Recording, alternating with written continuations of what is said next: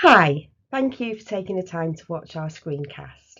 My name's Nina Brooke and I'm an academic developer at the University of Reading, and I'm going to hand over to Daniela, who's going to talk you through our plan for this screencast. Hi, my name is Daniela Standen and I'm an associate professor at the University of Reading. We are really pleased to be here today to talk to you about the University of Reading Internationalisation at-home initiatives, their impact, and our approach to measuring educational gains for the Teaching Excellence framework through a global lens. To kick us off, I'm just going to give you a little bit of background context about the University of Reading. So we are a very diverse community. We've got campuses in Europe, Africa and Asia, and we welcome students from more than 160 countries and are ranked 43rd in the world for international outlook.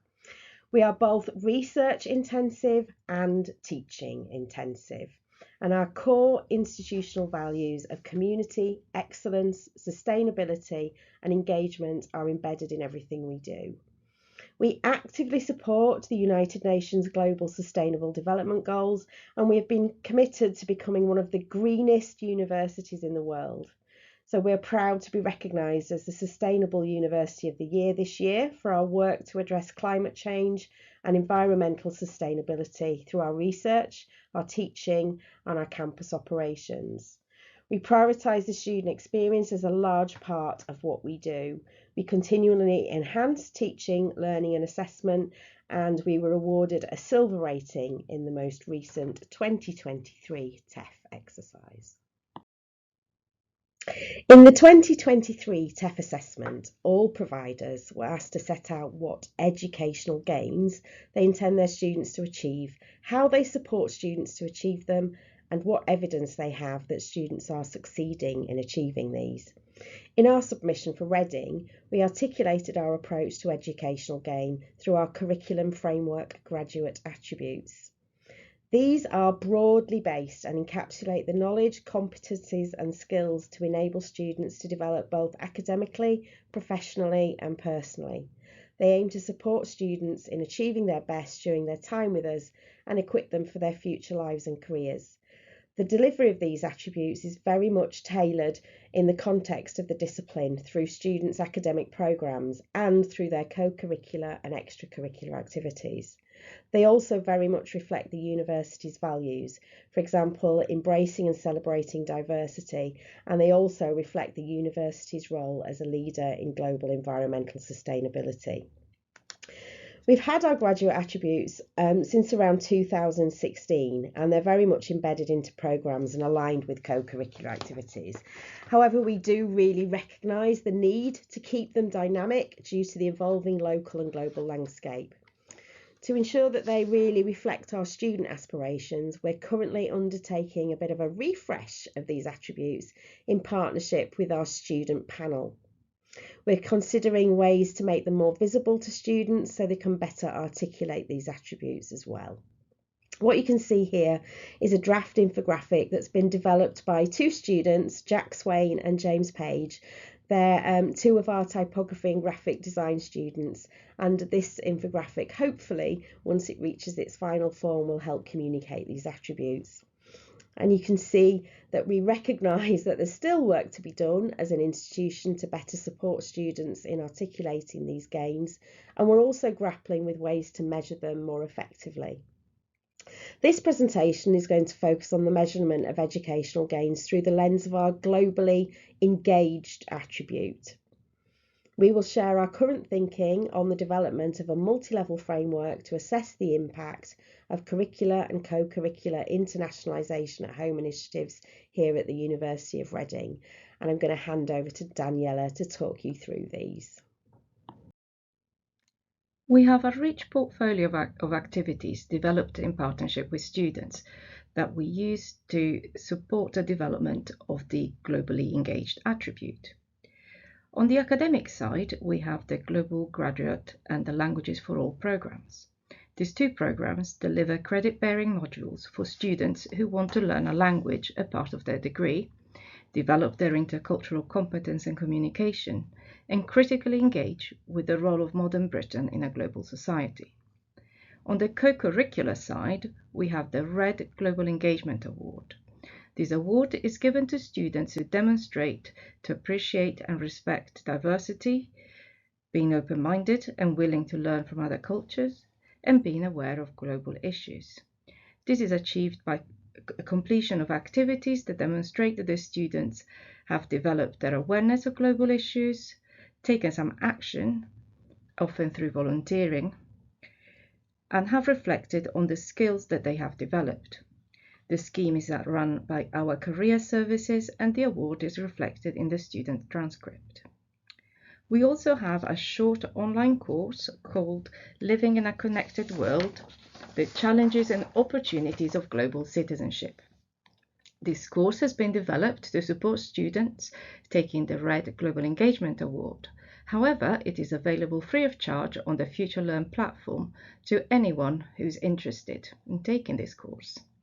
The course encourages students to find out what global citizenship means and how their actions can create positive change.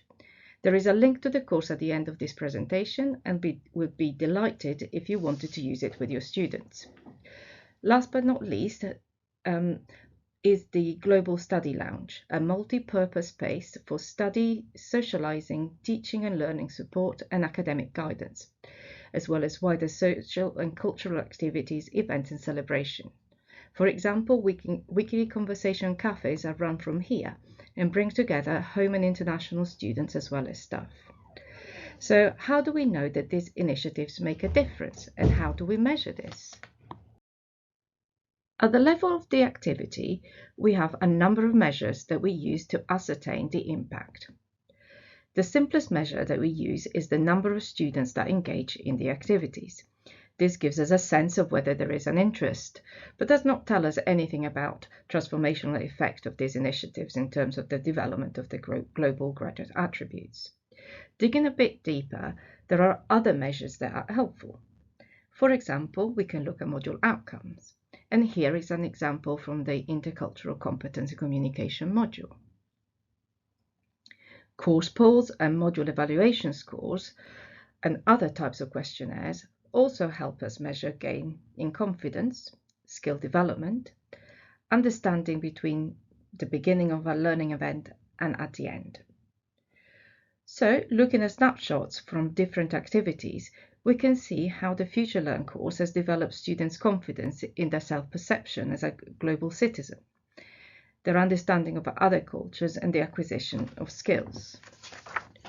However, these measures, while useful to measure an evidence impact at activity level, they're not generalizable enough to evidence educational gain across the institution for the TEF. And now I'm going to hand over to Nina to tell you about how do we make that link. Recognising that it's just not feasible to undertake a comprehensive measurement of all gains made by students, we are taking a multifaceted approach by setting out some illustrative measures or proxies for the gains that students make. So in addition to the Office for Students and TEF student outcomes metrics on continuation, completion and progression, we're also going to be using the Guardian Value Added score. And this gives us a validated measure which can be applied, and we can benchmark our practice with across the sector, which tracks students just from enrolment to graduation. A student's chances of getting a good classification of degree are already affected by the qualifications that they start with. So this value added metric takes this into account and reports the extent to which a student exceeds expectations. We've also got a series of wraparound measures, as Daniela said, so measuring engagement with co-curricular activities, but going beyond engagement and reach data to look at module outcomes and evaluations. But fundamentally, we believe that students should be the heart of their own educational gains. And there's a lovely quote here from our previous SU Education Officer, Oscar Minto, when he spoke at an Eversys HEPI webinar on how to measure educational gains. In this webinar, Oscar also talks about a quote from Jack Medline, who's in Kiel Students' Union, who said that If students themselves do not understand the gains they have made, capturing them as a metric is meaningless. So here at Reading, we're really keen to develop opportunities for students themselves to play a part in measuring or evaluating educational gains. And this is why we've also developed an annual student enrolment survey, which attempts to capture student reflections on the gains they have made year on year. So, what does our enrolment survey look like? So the questions are very much aligned to our graduate attributes, and they ask students to assess their own gains. It does build on our annual career readiness survey, which we've had in place for a few years now.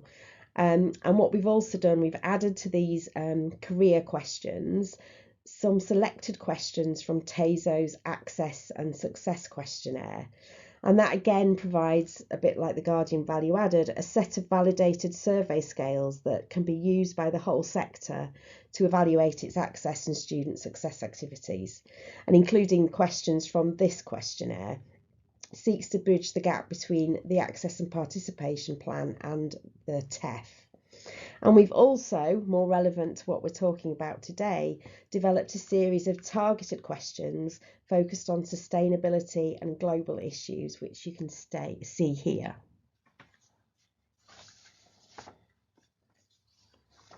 So what are we going to do with all this survey data that we get? So we're going to really use these data sets to give a picture of all the gains achieved by all students. And we're going to break this down in a number of ways, by particular student cohorts, by different student groups, including split demographic groups, such as the students with disabilities and students from particular ethnic groups. And also it's possible to do it by individual students. And then the hope is that this data is not just for TEF, but it's also going to be used for enhancement. So it will help us measure changes, either positive or negative, in scores for the whole cohort and different demographic splits, and provide insights into educational gain. We can examine the percentage of positive and negative scores to identify areas where targeted interventions may enhance graduate attribute development. And the analysis will also highlight student groups that may benefit from targeted support or tailored communications around specific skills or graduate attribute development. And we can share this with schools and departments and relevant professional services. The survey data can also be linked to individual student records, which should allow some of the teams at the university to provide personalised support and resources. And we're also going to explore whether this data might be useful in dashboards being considered as part of the university's recently established Learning Engagement Analytics project. And as a first step will be to understand how students themselves might want or expect us to use this data. Thank you very much for listening. We hope you have enjoyed our screencast. If you want to find out more, there's a list here on the left-hand side of some websites that might be interesting, and of the FutureLearn course we talked about. And our contact details are just above here. And we look forward to your questions at the conference in a couple of weeks. Thank you. Bye-bye. Thanks.